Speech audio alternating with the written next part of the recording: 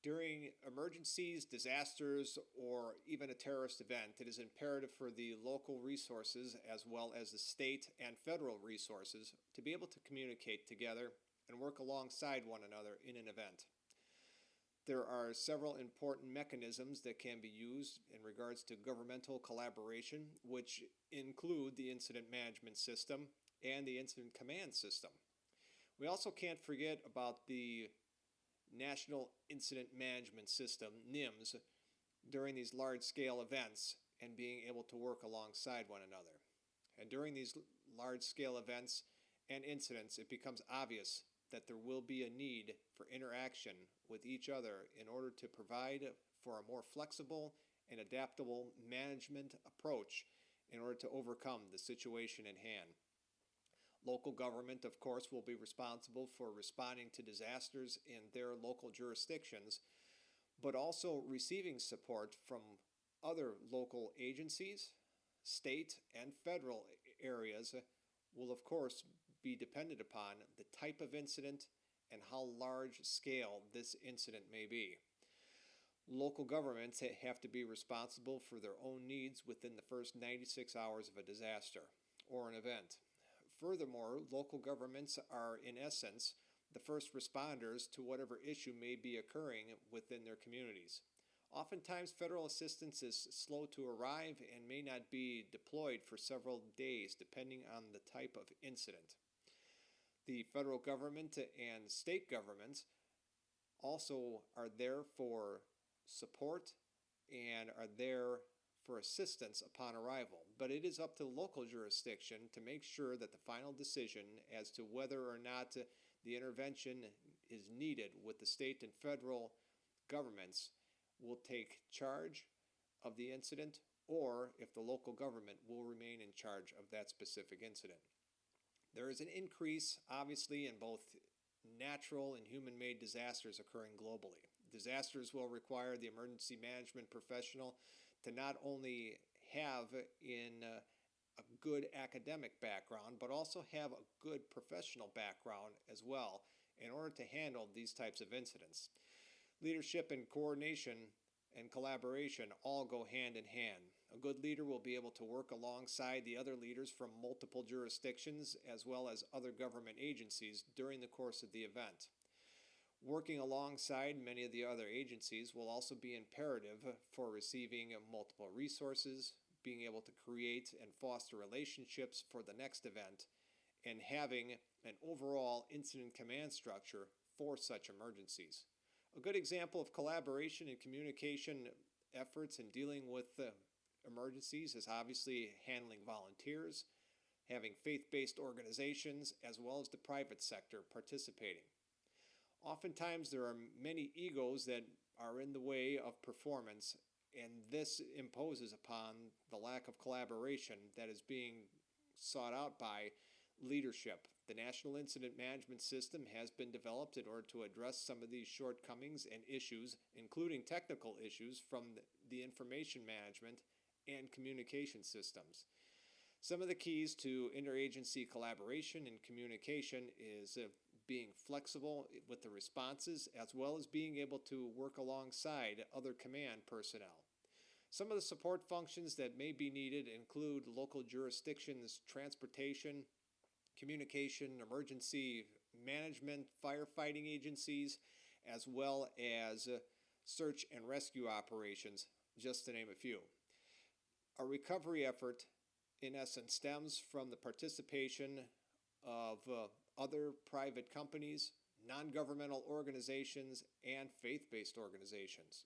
Collaboration, again, of course, can be through coordinating the priorities for sharing resources and entering into multi-agencies agreements across borders. In essence, mutual aid agreements and partnerships may be established based on the response the natural and or human-made disasters entail. In some cases, there may be a need for a Memorandum of Understanding, better known as an MOU, which is an agreement allowing resources to be allocated for the community that may be impacted by the disaster. Some of these events, the federal government may use various types of aids for collaboration, support systems, and also an individualistic and public grant approach assistance may be needed in order to make the recovery effort a lot smoother. As part of the collaborative efforts during an event, the government now mandates that the Incident Command System, National Incident Management System, be utilized. You're going to see a semi-structured organizational background with the needs during any type of disaster, but also it has to be formalized so this way personnel from a variety of agencies can rapidly be placed within a common structure and management structure, along with a logistical framework for administrative support, and finally being able to address all the cost benefits in dealing with this type of emergency. The Incident Command System is composed at least of 5 components regarding the command, operations, planning, logistics, the administration, and finance areas, but the Incident Command System is set up at the local level within regards to disasters and then promoting collaboration amongst the agencies that will include the fire, police, public health, and other emergency services that are needed during the course of an event. The incident commander will identify the command staff and general staff during the event in order to ensure the smoothness and the capability of the services that are going to be rendered. One of the most effective and efficient emergency preparation responses will depend on the additional mechanisms coming from the incoming agencies. The adoption of the new incident management system will need to be accompanied by training, education, funding, and also being shared by a set of goals that the agencies and the local disaster responses may need. The lack of a comprehensive emergency plan will be a key indicator on how well or how poor the incident command will function. At times, it may be difficult to gather all the necessary resources for the event, but preparedness and response expertise will be needed regarding human capital. The use of the staging areas and other areas necessitates that the other agencies may possess other instances where there will be more vehicles appropriated during the course of a disaster and need to be integrated into this plan. All the collaboration is good in theory. Multi-agency and interjurisdictional emergency response exercises, for example, don't need to fully demonstrate all the capabilities that the agencies are able to display. However, planning for a large-scale event is also playing by the development of separate incident management plans, as well as some of the areas that may be lacking in some of these unified command areas. There are certain incidents that require intergovernmental and entire agency responses in order to engage in the particular event. However, on the other hand, the lack of engagement, information sharing, and communication are all things that are impacting and creating caveats in managing disaster responses. One of the most supportive elements that a good leader can have during the course of an event is trust.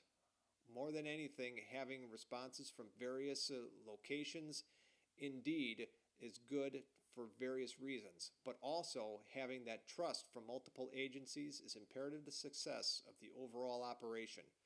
Trust is needed not only for leadership, but also the personnel in the field who are performing the actions and handling the actual emergency.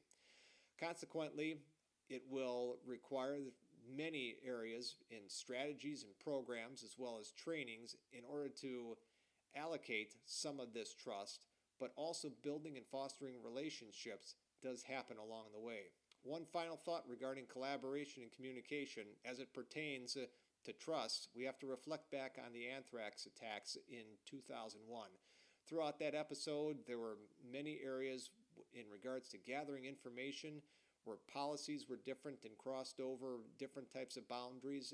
Geographical information and areas were different, performing at different levels at this juncture.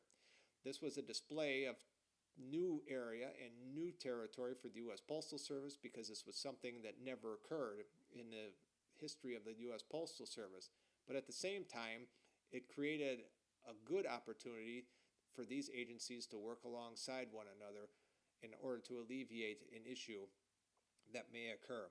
Some of the things that needed to be overcome in this location was dealing with the advent of communication, once again, collaboration, and working alongside various agencies prior to a crisis event. Obviously, is very important for life safety as well as dealing with the crisis itself and handling these emergency issues when they do arise.